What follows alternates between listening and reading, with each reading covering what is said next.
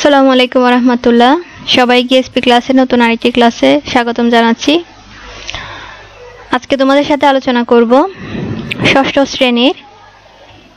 শ্রেণীর চারুপাঠ বিষয়ের প্রথম অধ্যায় নিয়ে। আমাদের প্রথম অধ্যায়টি আছে সততার পুরস্কার। প্রথম অধ্যায়টি হচ্ছে কি সততার পুরস্কার।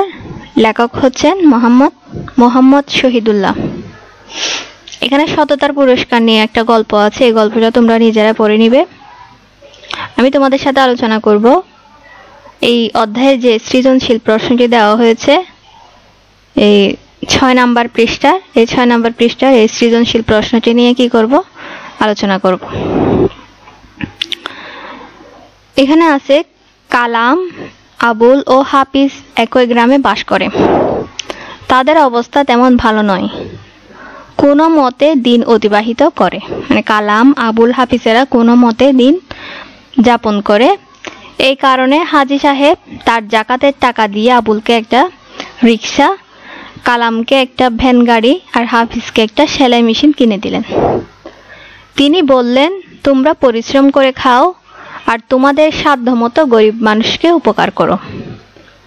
কিছুদিন পর হাজী সাহেব তাদের পরীক্ষা করার জন্য এক ভিক্ষুককে পাঠালেন তাদের কাছে সাহায্য চাইতে। আবুল আর কালাম কোনো সাহায্যই করলো না, কিন্তু হাফিজ বিনা পয়সায় ভিক্ষুকের জামাটা সেলাই করে দিল। এই উদ্দীপকের অনুসারে এখানে 4টি প্রশ্ন দেওয়া হয়েছে। ক নম্বর প্রশ্ন হচ্ছে, স্বর্গীয় দূত কতজন ইহুদিকে পরীক্ষা করেছিলেন? স্বর্গীয় দূত মানুষের ছদ্মবেশ ধারণ করেছিলেন কেন? আর গ নম্বর প্রশ্ন, কালাম ও আবুলের কাজের মধ্যে সততার পুরস্কার গল্পের যে দিকটি প্রতিফলিত হয়েছে তা ব্যাখ্যা করো। আর ঘ নাম্বার হচ্ছে, হাফিজের কাজের মধ্যে সততার পুরস্কার গল্পের মূল শিক্ষা নিহিত, কথাটি বিশ্লেষণ করো। এখন আমরা এই প্রশ্নগুলোর উত্তর নিয়ে আলোচনা করব। উত্তরটা আমি এখানে তোমাদের জন্য সাজিয়ে রেখেছি।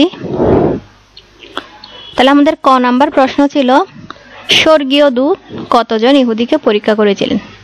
তোমরা এই প্রশ্নের উত্তরে লিখতে পারো, স্বর্গীয় দূত 3 জন ইহুদিকে পরীক্ষা করেছিলেন। খ নাম্বার প্রশ্ন হচ্ছে, স্বর্গীয় দূত মানুষের ছদ্মবেশ ধারণ করেছিলেন কেন? উত্তরে তোমরা লিখতে পারো, স্বর্গীয় দূত মানুষের ছদ্মবেশ ধারণ করেছিলেন কারণ তিনি সরাসরি তাদের পরীক্ষা করতে চেয়েছিলেন। মানুষের ছদ্মবেশে থাকলে তিনি বুঝতে পারবেন, মানে তিনি বুঝেছেন যে তিনি যদি মানুষের ছদ্মবেশে থাকেন তাহলে তিনি বুঝতে পারবেন যে যাদেরকে তিনি পরীক্ষা করেছেন মানে তারা সত্যিকারের দানশীল, উদার এবং তাদের অন্তরের প্রকৃত আচরণটা কি সে বুঝতে পারবে। এই কারণে স্বর্গীয় দূত মানুষের ছদ্মবেশ ধারণ করেছিলেন। এরপর গ নাম্বার প্রশ্ন, কালাম ও আবুলের কাজের মধ্যে সততার পুরস্কার গল্পের যে দিকটি প্রতিফলিত হয়েছে তা ব্যাখ্যা করো। কালাম ও আবুল হাজী সাহেবের দেওয়া সুযোগ কাজে লাগিয়ে নিজেদের জীবন ধারণের জন্য উপার্জন শুরু করলেও তাদের মধ্যে কোনো কি ছিল না, দায়িত্ববোধ ও মানবিকতার অভাব ছিল। মানে তাদের মধ্যে কোনো দায়িত্ববোধও ছিল না, মানবিকতাও ছিল না, এইগুলোর অভাব ছিল। হাজী সাহেব তাদের শুধু নিজেদের জন্য কাজ করতে বলেননি। মানে উদ্দীপকে আমরা দেখেছি হাজী সাহেব যখন তাদেরকে সহযোগিতা করেছিল তখন তিনি শুধু বলেননি যে তোমরা শুধু তোমাদের জীবন যাপনের জন্য উপার্জন করো, তিনি বলেছিলেন পাশাপাশি তোমাদের সাধ্যমতো গরিবদেরকে সাহায্য করিও। তাহলে হাজী সাহেবের কথা মতো হাজী সাহেব বলেছিলেন নিজেদের জন্য কাজ করো না, নিজেদের জন্য কাজ করার পাশাপাশি সাধ্যমতো তোমরা গরিবদেরকে সাহায্য করবে। কিন্তু তারা সেই নির্দেশকে কি করলো, উপেক্ষা করলো, মানে অমান্য করে শুধু নিজের স্বার্থের কথাই চিন্তা করেছে। এইটি হচ্ছে সততার পুরস্কার গল্পের সেই দিকটি প্রতিফলিত করে যেখানে বলা হয়েছে যে নিজের স্বার্থপরতা ও দায়িত্বহীনতার কারণে মানুষ প্রকৃত সাফল্য অর্জন করতে পারে না। তাহলে এখানে কোন দিকটি প্রতিফলিত হয়েছে? নিজের স্বার্থপরতা ও দায়িত্বহীনতার কারণে মানুষ প্রকৃত সাফল্য অর্জন করতে পারে না। কালাম ও আবুলের কাজ আমাদের শেখায় যে অন্যের উপকারে না আসা অন্যের উপকারে না আসা মানে অন্যকে উপকার করতে না পারা এবং দায়িত্ব পালনে ব্যর্থ হওয়া জীবনের উন্নতির পথে কি সৃষ্টি করে?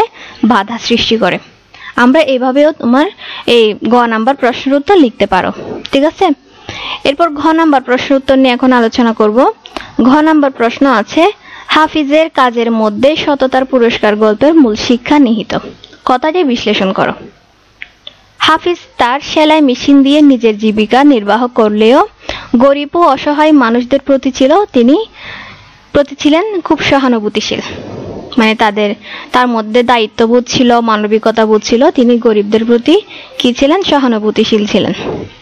ভিক্ষুকের জামা বিনা পয়সায় সেলাই করে সে দেখিয়েছে যে মানুষের প্রতি ভালোবাসা ও দানশীলতা জীবনের প্রকৃত সৌন্দর্য।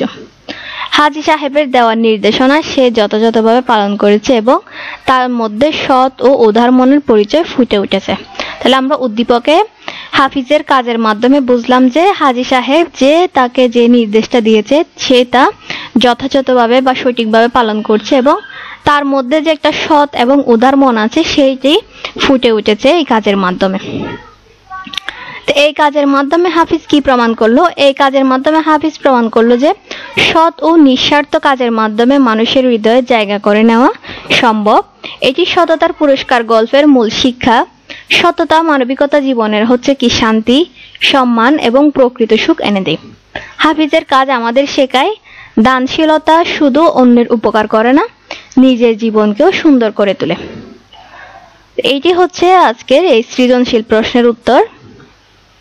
আমরা যেখানে সততার পুরস্কার যে সৃজনশীল প্রশ্নটি রয়েছে সেই প্রশ্নটির উত্তর তোমরা এভাবে আনসারটি করতে পারো। তা আজ এই পর্যন্তই।